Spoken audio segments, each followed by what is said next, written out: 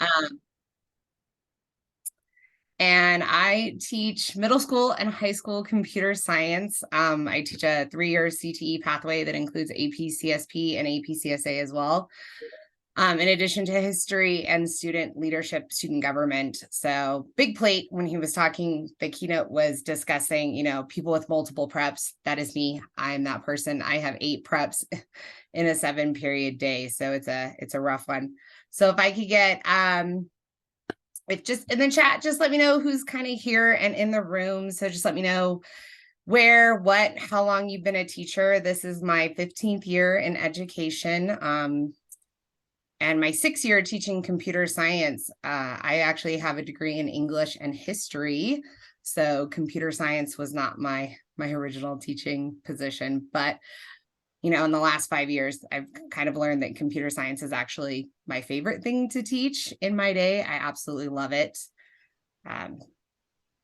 Lots of different teachers in the room. Ooh, theater, that's so exciting. Ooh, middle school English, yes. I didn't get to teach English this year. I was really surprised when I saw my schedule. I was like, oh, no English? Okay. So lots of Clark County people.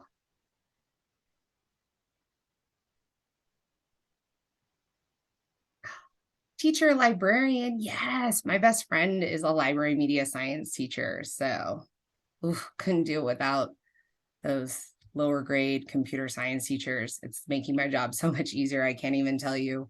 My middle school kids come in so much better prepared, and I can't wait to learn high school in my AP class. It's going to be amazing. So, all right, a couple more seconds.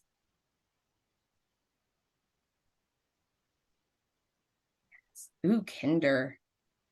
God bless kindergarten teachers. I don't know how you all do it. They're so cute from a distance, but I'm at a combined school, so elementary is literally just across our courtyard. So we see them all the time because they come into our building for some of their specials classes. And I'm like, oh gosh, they made me do it one year. I had to teach elementary, so I was teaching K-12. And I told my boss, I was like, please, like if you put elementary on my schedule next year, I might leave, because like you have to be, I don't know, you have to be so patient with those little kids. And I'm a snarky, sarcastic high school teacher. So elementary, not my thing. All right, so go ahead and get started then. Thank you so much. So this is strategies for effective and inclusive computer science teaching.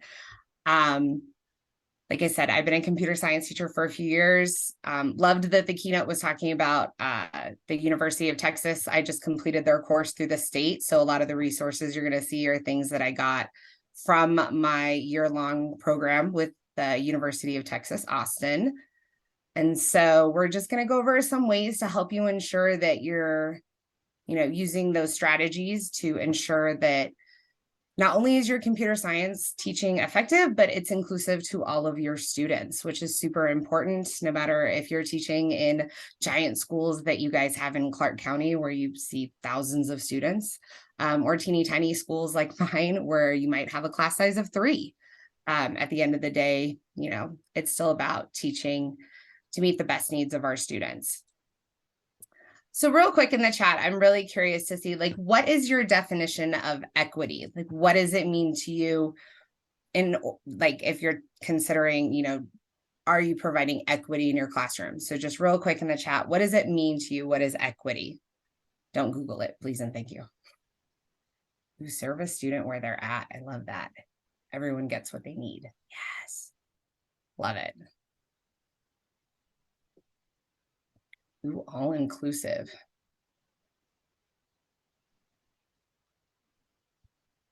Ooh, everyone has the same opportunity to learn. I like it. I like it. Equal opportunity for all.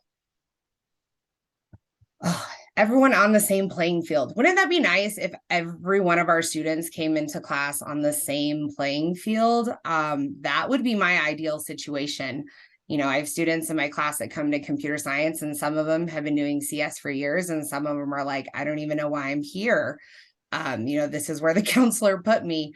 And so I don't know, like, that would be my dream. Even at a small school, students are coming to us with lots of different diverse backgrounds and knowledge. And it's so interesting to see how different every one of our students are, even from what you expect in the beginning. You know, we do tend to make assumptions when kids walk in the room, whether it's we've heard things about them or we've seen them in the hall, or, you know, in my school, you tend to get kids for years and years in a row. Last year's graduating class, I'd had them 6 years in a row. And so I watched them from the time they entered our building as cute little seventh graders and until they walked across that stage at graduation. And it's so interesting to see how much they change over the years, especially when you get to see them grow for 6 years in a row. So I always think it's interesting when I have this discussion with my students about what does equity mean to you? And so people tend to really get equality and equity confused. It's really great when you see it in the chat and stuff like that. And so take a look at these images and see, like, did this meet your expectation of and match your definition of equity? You know, this first image just really, when I was taking the class with UTA, and I was like, oh my goodness, like, how long have I messed up between equality and equity? So when we think about equality, we think about, you know, everyone has the same opportunities, but that's not exactly equity. Equity is making sure that everybody gets what they need so that at the end, everybody is successful. And sometimes it's really hard when you have huge class sizes, right? You don't necessarily know your students when they're walking in the door. You don't know what their experiences are. You don't know, you know, did they get enough to eat that morning? Do they have a safe place to stay at night? And so really getting to know your students. I know we harp on this all the time about student relationships and things like that, but it really is so important, because how on earth can you provide equity in your classroom unless you know what your students need? And so building those relationships helps us have those really open and honest conversations with our students, because we don't know what we don't know. This year, I have a student who's visually impaired. And when he walked in the room, nobody had forewarned me that I was going to have this visually impaired student. And he had asked me where something was in the room, and I had pointed, I was like, well, it's right over there. And he's like, I can't see where you're pointing or what you're doing. And I was like, oh, I'm so sorry.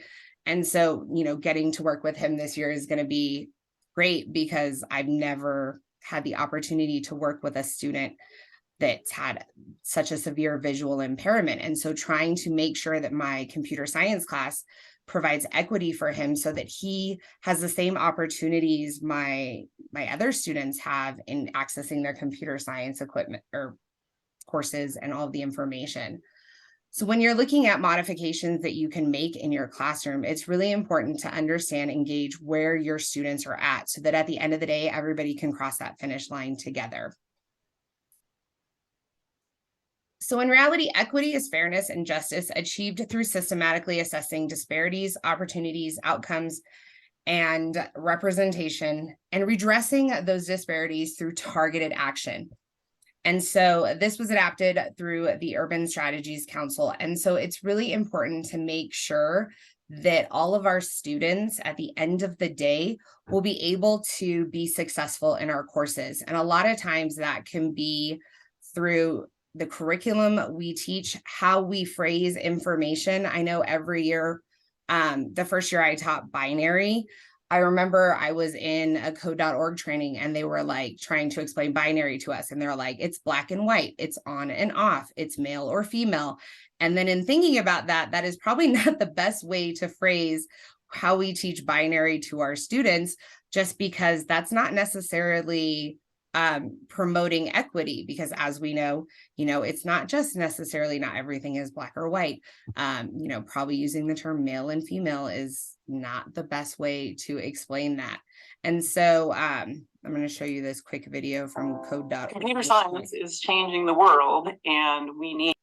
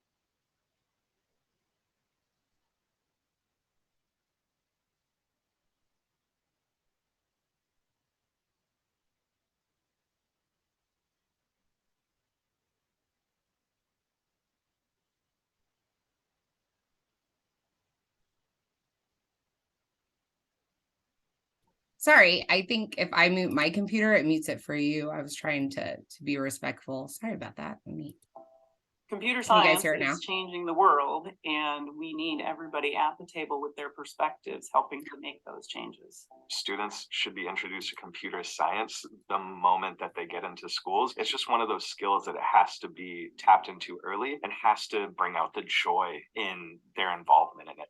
As it is right now, there's very few groups of people in computer science, and it's not representative. If we don't have equity and inclusion in our classrooms, then we're not going to have a diverse set of people who are building these systems that are impacting everybody. In order to have representation and diversity in computer science, we need to focus on equity in computer science education. Equity is when people get what they need to succeed. There are three major themes in equity work: access, inclusion, and diversity. First, they need access. They need the spaces to be able to learn computer science. Access is huge. Every single student that comes through our door has the opportunity to take computer science. In order for you to learn about computer science or coding, you have to have that access to someone, not just like the materials itself, but someone to like help you learn about what's going on. I had a computer, I had internet, and I couldn't learn it by myself. Access has to happen really young so that students can feel like they can take these courses and be a part of it. They're not shying away because they don't think it's for them.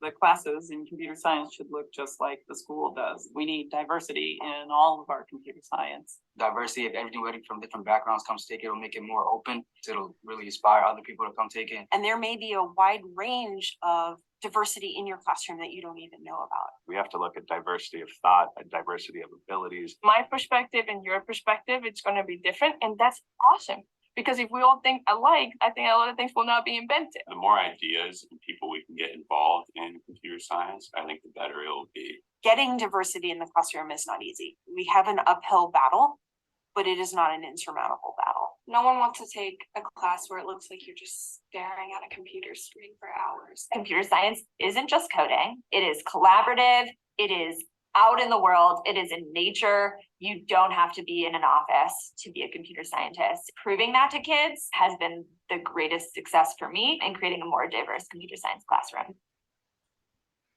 So inclusion when it comes to computer science means that every student's voice is heard. They have a hands-on experience where they feel like they are a part of the class. They feel safe, they feel supported, and that they feel like they can succeed. Once the teacher connects with you, that's when all the students will be able to connect and like they'll feel more comfortable. It is really important to build an inclusive classroom. And there's a number of techniques. One is through pair programming and switching the pairs and having that be very structured. Another is allowing students to create projects that are meaningful to themselves. You can ask each one individually what they want or like what they're interested in, create a mix of everything so that student feels like their voice is being heard in the classroom. If you're a computer science teacher, I want to tell you that you can make so much difference in impact on your students. We have had a lot of students that have chose computer science because of you. Computer science teachers, we provide students with the opportunity to find success and build up their own confidence in areas that historically they may not have found success or found a passion in. Having a welcoming and supporting teacher has really positively impacted my experience in the computer science. I've definitely grown since I took computer science in 6th grade, and I'm thinking of doing it potentially as an AP class in high school, probably go to college for it. The youth of today are just incredibly resilient. And if we can get those kids into computer science, they're going to change the world.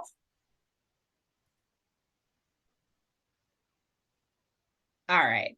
See, and I just love how they phrase it, just because it's so important when you're speaking with counselors or speaking with your administrators about your courses. A lot of times, I mean, computer science, even though, you know, Nevada in 2017 passed SB 200, which made computer science mandatory in every school throughout the state.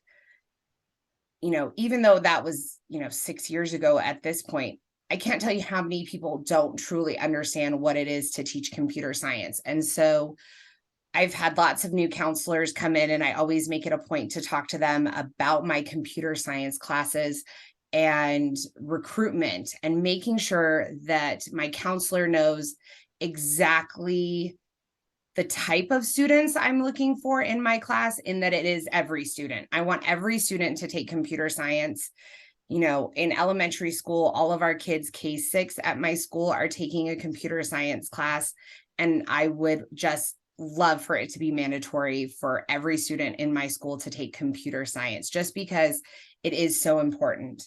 And so something I want you to consider when you're looking at your content and why it's so important to make sure your classes are representative of your school population. In 2020, this came about because there were issues with Zoom. You know, as you know, in 2020, we're all on Zoom because of COVID, and it was absolutely awful. But one of the things that became glaringly apparent for Zoom was that they were having some real trouble making sure that the background wasn't interfering with the person in the screen. And so it ended up happening that lots of people were complaining that Zoom didn't have a diverse enough algorithm in their programming to ensure that anybody could be visual in Zoom. There were issues with people all of a sudden being blacked out, like just completely wiped out by the background. And so these are the reasons why we need a diverse population of computer scientists out there, because making sure that everybody is represented by programs. The keynote speaker had talked about how some of these programs just weren't inclusive, in the sense that it wasn't making sure that all people were represented. And so the idea that we want to think about is that, why do we need all of these? You know, and it leads us to the question, when I present this to my students, you know, we always ask the question, you know, can a computer be racist? And so that's something that my students are like, well, no, because it's not a person. However, it's not intentional in the sense, it's just that when it's being programmed, it's things that people don't necessarily consider. And that leads us into kind of exploring how possibly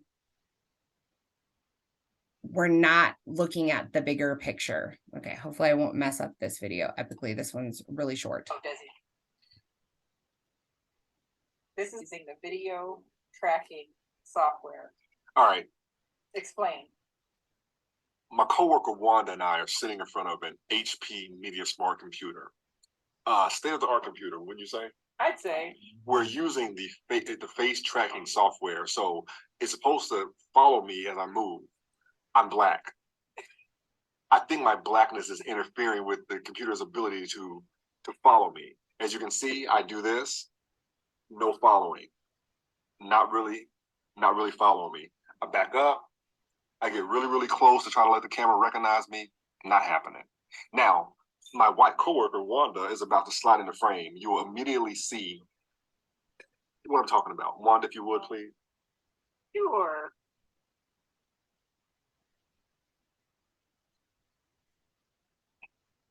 Now, as you can see, the camera is panning to show Wanda's face. It's following her around. But as soon as my Blackness enters the frame, which I will sneak into the frame. I'm sneaking in, I'm in there. That's it. It's and over. There we go, it stopped. My hands are here. Wanda, please get back in the frame. Get back in. As soon as white Wanda appears, the camera moves. Black Desi gets in there. Oh, nope. No face recognition anymore, buddy. I'm going on record and I'm saying it. Hewlett-Packard computers are racist. I said it.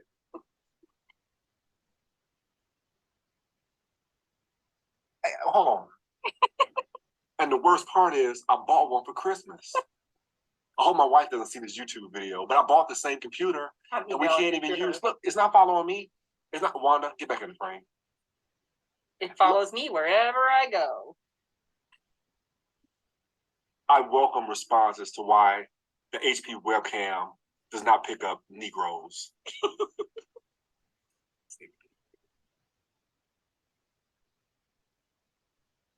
Now, when I was taking this effective and inclusive computer science practices class through the University of Texas, I just never thought about this. I don't know if it's because I just had never heard about it before, or it just had never come across to me. But when I presented this after I learned about this in my class, I was talking to my students about why would the technology only work for fair-skinned individuals? And it was interesting for my students because one of them immediately popped up with, well, because it was probably programmed by a fair-skinned person. And when they were testing it and debugging the program, they thought, oh, great, this works just fine. But because there wasn't enough diverse computer scientists programming the algorithm, it ended up having this bias that was not necessarily originally considered when developing this program. And so in ensuring that we have diverse computer scientists coming through our program, that will then later on ensure that, you know, those kids that are like, wow, I never thought of myself as a computer scientist until I took this class, will then go on to go into computer science and become those programmers to ensure that we have equal representation for all groups when it comes to computer science. And so when looking at that, we always talk about cultural identity too, because that's so important. And so a person's identity is how they define who they are. And so while there are lots of different identities that can describe a person, there are some that are more salient than others. Okay, some are biological, some are socially constructed. And so when I'm getting to know my students, especially if I've never had them before, you know, you kind of want to go, you know, who's in the room? And what's interesting is how students identify themselves. So take a look at this and think to yourself, like, what's your most salient identity? What's the one you identify with the most? And it can be lots of different things. It could be gender, race, ethnicity, your appearance, your political ideology. Maybe it's your educational background. What's the thing that identifies you most as a person? And so I have my students complete this activity in looking at their 12 corners of identity markers. And so there are lots of different scenarios where your students aren't even really aware of some of these things and how it impacts them. But in reality, it's something that we need to consider because we have students that are coming into our classroom that have no idea why it's so important that they're in the room. And so when you're talking to your counselors and you're talking to your administrators about recruitment and things like that, you want to make sure that, you know, your classroom is not just made up of entirely white males. It should represent your school. And we have to have these conversations because our students don't even know what they're missing out on. Our students don't necessarily understand that computer science is something that can bring absolutely everyone together. Doesn't matter what your abilities are, doesn't matter what you're coming into the room with, in the sense that everybody can do this. And so when I talk to parents about, you know, why their students should be in a computer science classroom, it's because they're the future of every industry. It doesn't matter what it is. But as technology becomes an even bigger part of our lives than it already is, we need to make sure that we have that representation. And so we need to ask our students, you know, like, what are the things that you feel are a part of your identity? And what are the things that really make you who you are? And once students can identify that, that helps us understand them even more. Because when I have my students look at this chart and I'm like, what are the 5 things? And, you know, you can go bigger if you have more time. What are the 5 things that really make you who you are? The things that you hold on to the most passionately. And it's interesting to see what our students pick out. And so when I was doing it this year with some of my students, one of them was like, one of the things that really makes me who I am is that I'm a Nevadan. And I'm like, wow, that's really interesting because I'm not from Nevada, you know, even though I love it, this is where I choose to be. So I'm a chosen Nevadan because this is where I decided to spend the rest of my career. And it was interesting in discussing with that student what was so important about them being identified as a Nevadan, you know. And I was like, wow, that's really interesting because I never thought of myself like, oh, well, I'm a Californian because that's where I spent the first 30 years of my life. That is not something that's a cornerstone in my identity. And so I would love to do just like a quick breakout room. If Kathy can help me out with this, if we can do like groups of, I don't know, 5 or 10. And I want you to have like discussions within your breakout groups of how might your own identity markers unconsciously influence the choices you make in your classroom. How might your students' identity markers influence the choices you make in terms of assumptions we make when we talk to our students or when we look at them? And why are those things important for us to consider in our computer science teaching? And then lastly, how might your identity markers and the identities of your students shape your approach as a teacher? And so this is just meant to be like a just nice, light conversation. We're not being judgmental, nothing negative or anything, just things that we need to consider and discuss. And then I will pop in and out of the rooms. Okay, so Brandy, I got those rooms set up. So you want me to go ahead and push Yeah, everybody go ahead. automatically? Yes, please. Thank you, So Kathy. here we go, guys. How long are you going to keep? 5 minutes. 5 minutes. Okay, here we go.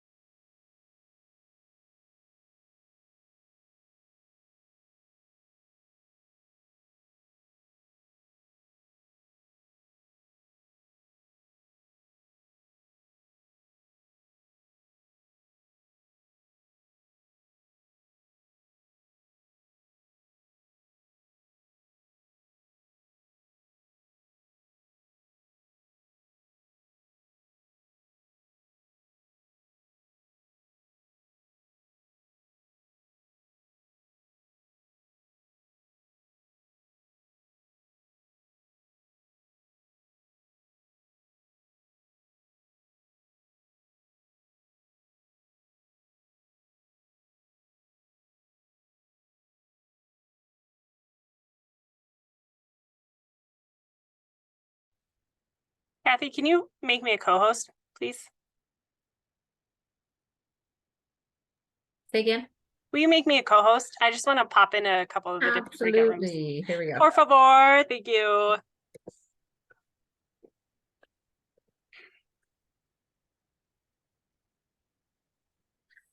Hold on.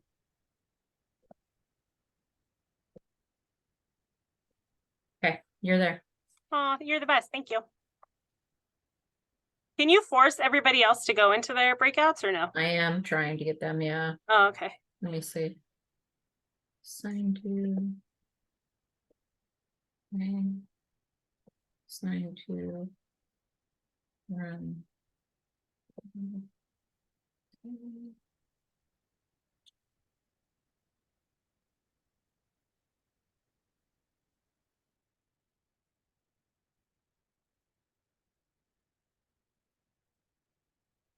So if anybody hasn't joined their rooms, let's see.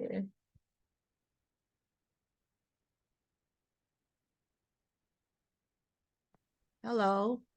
So Lori and Monica and Bridget, you were assigned a room and looks like you need to.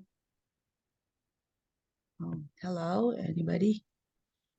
Let me see, I'm gonna move. Mabel, are you also still here? I'm here, but I went to room 9 and I shared something and no one was speaking. I feel like I'm talking to a wall. I shared in Okay, the let me chat. throw you to another room then. Hold on. Okay, thank you. Okay, so Mabel. Thank Move you. to room. Hold on a second. Mabel. Move to room 8. There you go. I just moved you. Okay, thank you. You're welcome.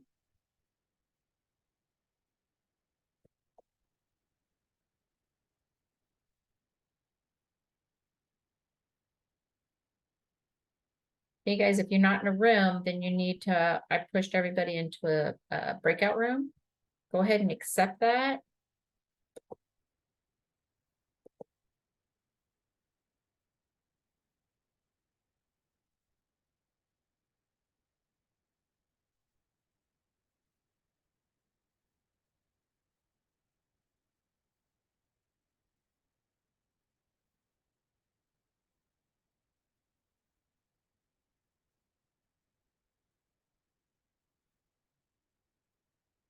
So Lori and Monica and Jean and Bridget. I see you haven't joined your room.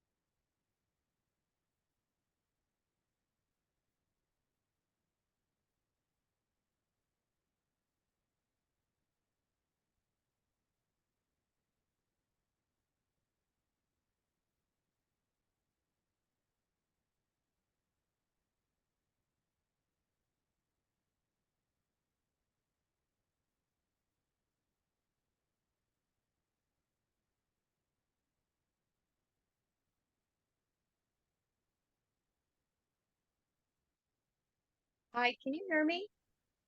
Yeah, Sonia. When I tried to join the breakout room, it kicked me out of the session. Okay, so which one were you in? I didn't even get into it. I just said join, and then Okay. it just kicked me out. So let me push you into a room where there's actually, okay, here you go. You should have room 2.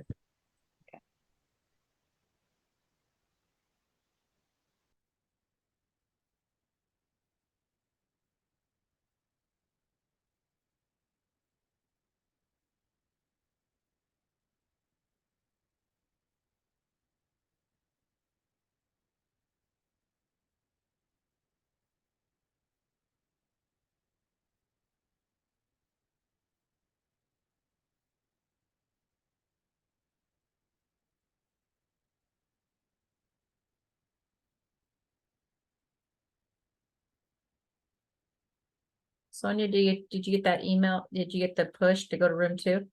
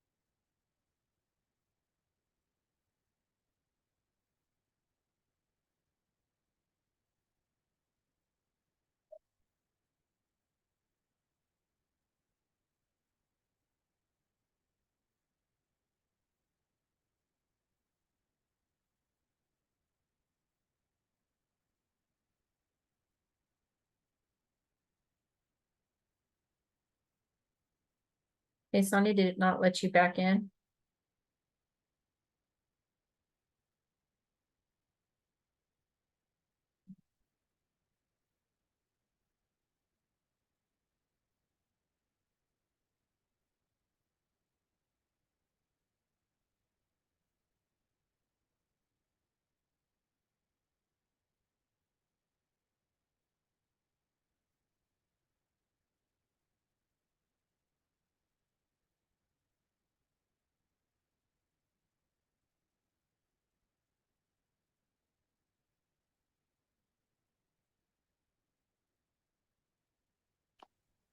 Okay, so I'm not gonna try to join groups because it just takes forever for me. It's kicking me out every time.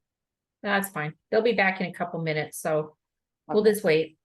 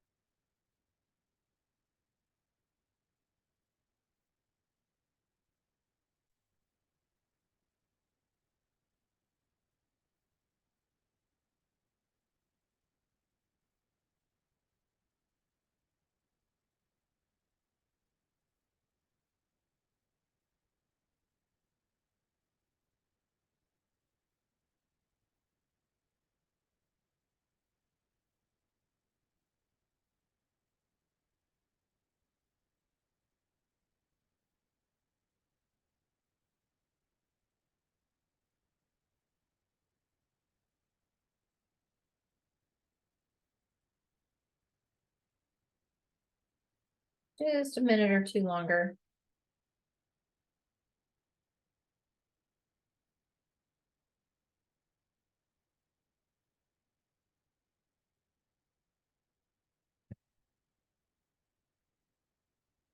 Okay.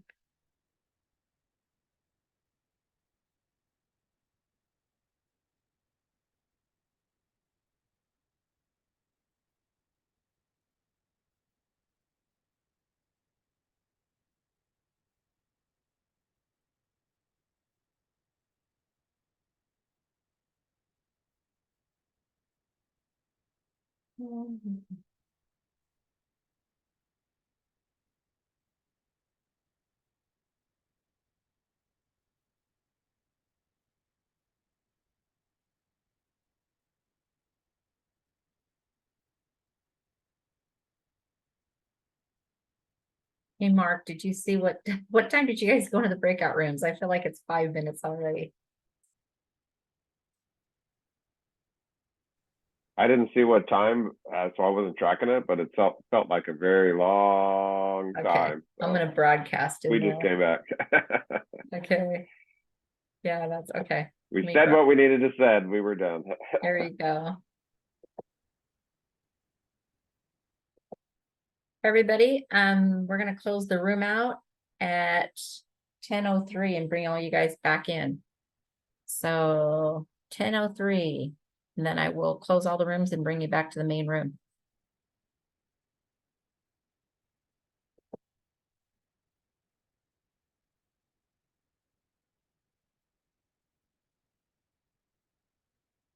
Okay, here we go. We're gonna bring you back. 1, 2, 3. Here we go. Everybody back to the main room.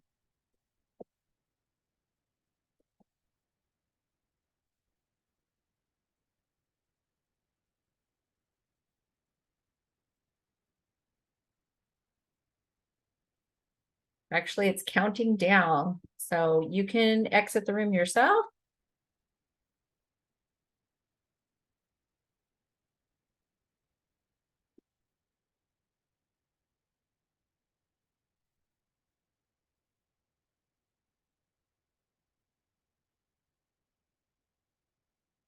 Brandy's still in the room.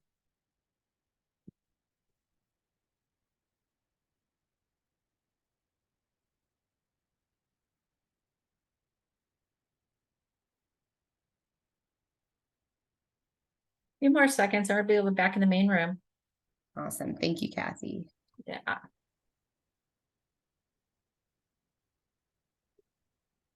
All right. So there you go. Everybody should be back. yay. right? So I don't know about your breakout rooms. My breakout room, we had such an amazing discussion just about equity in our classrooms and how our identity markers influence the choices we make. And so I know Desiree was talking about her students and some of the references they would make in class about the YouTubers they were watching, and just trying to keep up with our students so that we make our curriculum relevant and things that our students are interested in. And we got into great discussions about just even equitable access to the internet and how many of our students, you know, during COVID and even today don't have internet access, whether that's because they're like my students that live in just such a rural area that they don't have cell phone service or access to internet at all in their homes. And so I have to be really mindful of that when I assign homework, because a lot of my students don't have internet, or how many of our students don't want to tell the district because of immigration status, homelessness, things like that, that they don't have internet. And so they're going to these places where free internet is available just to kind of stay up on their assignments. And having those conversations with our students is so important, because you know, you don't know what you don't know about your kids. I remember having a student a couple of years ago who was homeless, and he would alternate between kind of couch surfing on friends' houses when he could, or sleeping on park benches at night. And he had come into school one day and was just like, oh God, like my back is killing me. I was like, oh no, like, are you okay? He's like, yeah. He's like, I had to sleep on a park bench last night. And I was like, wait, what? And he completely opened up about his struggle with being homeless, and that his mom had abandoned him. And this was a 10th grader. And he was homeless until he graduated. But the fact that he graduated just, I mean, broke my heart, because I would have never known if I didn't engage in that conversation. All right, so we're gonna go, I know I only have about less than 14 minutes. So a lot of times too, when we're looking at our curriculum and things like that, we have to kind of take into account our implicit, or what is really our unconscious bias, right? Because I'm never going to assume somebody's bias on purpose, but it refers to the attitudes or stereotypes that affect our understanding, our actions, and our decisions in just an unconscious manner, things that we don't even think about. You know, like I assumed all my students had the internet. Just because I have the internet where I live doesn't mean that my students do. And so it can really sometimes be easier for us to see biases in other people than it can be for us to see them inside of ourselves. But let's face it, we all have them. You know, I assume that I have a nice, safe, warm place to sleep at night. That doesn't mean my students do. And so just kind of acknowledging those with our students. I'm just going to skip this one real quick just because we're running out of time. So some things to consider when we're looking at our own unconscious bias is that, what are some of the first steps into identifying those? And so just kind of having those open and frank conversations with ourselves, with our colleagues, with our students is so vital into making sure those are solved. And so think about how your own understanding your own biases and beliefs along with their source is really helpful to you, not just as a teacher, but to a member of society. You know, I grew up in a very Catholic family, and we didn't talk about gender identity. We didn't talk about, you know, LGBTQ or any of that. And so when I remember being in college and my eyes just being opened up and thinking like, wow, like at the end of the day, everybody has a right to live their life in a way that makes them happy. And it's none of my business. And trying to push that onto my students, and that hey, listen, everybody should be free to live their lives in their most authentic self. And we shouldn't judge them for it, because Lord knows I don't want to be judged for choices I make in my life. And those are the things that, you know, we can help our students with. And so looking at do you believe a teacher can be effective even if they have bias and beliefs that are really in juxtaposition to the students in the community, as long as they're tolerant and non-judgmental? We could talk hours about that. You know, just because we believe something and somebody believes something completely different, I feel like, especially in this day and age where people are so kind of aggressive when you disagree, and it's like, hey, listen, whatever happened to agree to disagree? You know, just because you think one thing and I think something different doesn't mean we can't be friends and can't be respectful. And then lastly, what are some steps you can take to identify systematic implicit biases that exist in your classroom, your school, and your district throughout the state? And once you start to identify those and you have some concrete examples, those, we can't solve a problem until we really look at the fact that it is a problem inside our classrooms in our district, and things like that. And so probably the most important step, and I'm so glad I have 10 minutes late, is looking at advocacy. And this does not matter. I loved it because there were people in my group that were not even computer science teachers, which is amazing because, we all have different things, but in looking at equity and making sure our curriculum and our classrooms are representative of our students and their experiences is important no matter what you teach. And so advocacy is the most important. And so this CAPE framework is specifically designed for computer science, but you can supplement that out with whatever subject area that you teach in particular. And so we always start at the bottom. So it's that capacity for computer science education. Like I said, that can be anything that you teach. So who has the human and financial resources to offer computer science? Do all schools have instructors qualified to teach computer science inclusively? No, not at all. We don't have nearly enough computer science teachers, I know, in the state of Nevada, to meet the needs of our students and the state requirement to offer computer science within our schools. But if we continue to push computer science onto our students, my goal is that one day one of my students is going to come take my job. And they joke around about that all the time, about that, oh, I'm going to come take your job one day. Do it. We need more computer science teachers. And like, that would throw me when I go to retire, that one of my former students is taking my job. Like, that would probably be the pinnacle of my career. Next, we need to look at who has access. Do computer science admission policies disadvantage students who lacked the opportunity to take it in high school? The year before I took computer science or started teaching computer science in my district, I had a student who wanted to go to UNR to work in cybersecurity. And I was like, oh my God, that's so amazing. And then the very next year we offered AP-CSP for the very first time in our district. And I remember that student came back a couple of years ago and he walks into my classroom and he's looking around at all the computer science stuff and my 3D printers and the robots and all the things. And he's like, where was this when I was in school?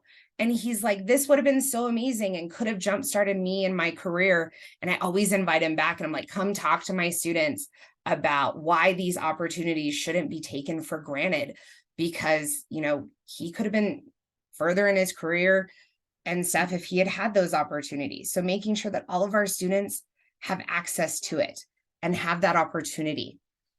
Also looking at participation in computer science, participation in all of our classes. Okay, are African-American students being enrolled at similar rates as Asian or white students? Do women enroll in these advanced courses? I look at my middle school computer science class this year and it kills me that the counselor last year didn't fight more or didn't explain my course well enough, because I have, don't get mad at me, 12 students in that class and only 2 of them are female. And one of them is the child of my science teacher across the hall. And it's like, wow, I wish there was more representation of females in this class, because if I can get them hooked in middle school, I can push them into my CTE pathway, which is my ultimate goal, is for them to all enter into AP-CSP and beyond. And then lastly, that experience of computer science. Are there disparities in course passing rates? Who is the ones that are actually graduating with computer science degrees from like UNR and UNLV and colleges around the nation?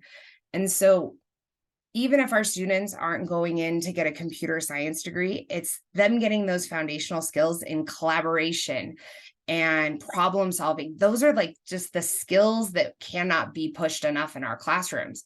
Because when I look at the kids that took computer science and the ones who didn't, the ones that are in computer science classes work better in teams. They're better problem solvers and all around just better students, because they have the necessary skills to make them successful no matter what job they're going into in the future. And that all comes down to, did they have an opportunity to take computer science? And it is one thing where when people, the keynote speaker was talking about, Nevada is 48th. What I wish he would have shown, though, was that we are actually top for computer science. You know, I look at my niece who's going to school in California, and she's a 4th grader this year, and she doesn't have access to computer science education in California. And she's at like a top tiered charter school for like gifted children, and she doesn't get to do computer science.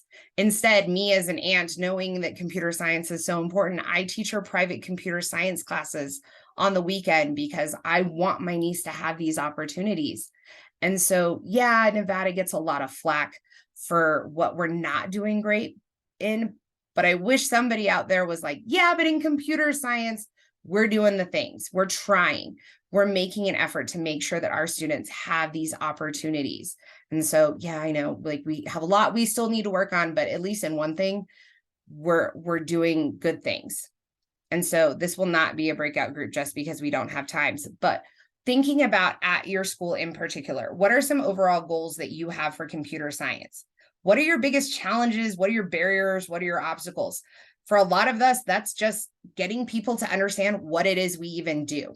You know, when this very brief year that I had to teach elementary computer science, I remember a teacher coming in, you know, a couple months into the school year going, why can't my students type yet? And I was like, I don't know, why can't your students type yet? And they're like, well, aren't you supposed to be teaching them typing?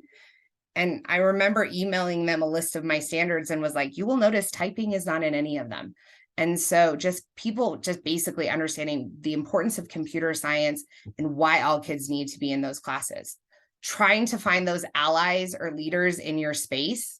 Okay, those are the ones you need to hook. Is there an audience that needs persuading or buy-in? Who are your big supporters? You know, those teachers that I can get to do computer science outside of the computer science classroom, whether it's in our elementary building or my high school building, those are the ones you want to hook because, you know, if you're an elementary teacher and your neighbor is doing something really cool with computer science, which does not always have to be robotics. I know a lot of people do robotics because it's cool, but unless there's some computer science tie-in, playing with a robot is not the end all be all of life. But when you're doing those cool computer science lessons that are getting your students up and getting them moving and getting them engaged in the content, the other teachers are seeing that and the other students are seeing that and they're going like, hey, listen, why aren't we doing that? Those are the things they want to do. And then just coming up with some solutions, some approaches. I know I have to explain to my boss sometimes like, hey, this is what computer science is and this is why my content's important, because at the end of the day, not everybody knows what it is we're even teaching inside our classrooms. And so ESEP is the Expanding Computing Education Pathways. And they have this really cool 7-step process for how you can ensure that computer science is really supported within inside your school. And that's what makes that advocacy piece so absolutely vital in our classrooms, is making sure all those students have access. Because if we want to change those problems with Zoom not being able or HP not being able to recognize different ethnicities and things like that, it starts with us, with our students, and making sure that our students have equitable access and that those diverse populations are the computer scientists of the future. That is our main goal. That's our job, in making sure it's representative. So, all right, with 3 minutes left to go, I cannot tell you how appreciative I am of all of you just being here, whether you're a computer science teacher or not. If you're thinking about becoming a computer science teacher, I cannot tell you, as somebody with a degree in ELA and social studies, when I was approached about teaching AP/CSP, I was like, yeah, no, that's not me. I'm pretty Google savvy and I can hook up my computer. And even then I didn't have a clue what computer science was. And I remember going to this training in Reno to teach AP/CSP and was like, I am out of my depth. I have no idea what I'm doing. But now 5 years in, it's my favorite thing to teach. I absolutely love it. And I hope you do too. So. Brandy, can I add a couple of things? Sorry. Yes, always. So just a couple of things that other people had chatted about in a breakout room that I was in. So this information that Brandy's presenting is a very small piece of a course through UT Austin about inclusive pedagogy, and it is a deep dive into like inclusive pedagogy within computer science and computing courses. However, everything that's learned in it can definitely be applied to any discipline, any content area through administration, all the way counselors, teachers, paraprofessionals, whatever. I'm working on the schedule to get that open up for another round. It is free if you just want to participate and get CUs. It will be a small cost if you want a 3-credit course so that it's on a transcript. Each district is a little bit different. Traditionally, because I'm at the Department of Ed, I share everything out with district curriculum directors, and I know that that doesn't always get down to teachers. However, I do have an email list. I just added the Google form in the chat. If you are interested in getting that information or updates on computer science or STEM, anything like that, please fill that out because I do send it out to everybody. If you would like to continue in that. Brandy mentioned ESEP. We are, as a state, an ESEP Alliance member. We participate in monthly webinars. They're not open for like everybody in the state to join, teachers and such, because we have a state leadership team. However, we are, because of the sunsetting of the STEM Advisory Council, we are now opening applications for our new computer science advisory committee. And hold on, I'm going to put the chat or the link for that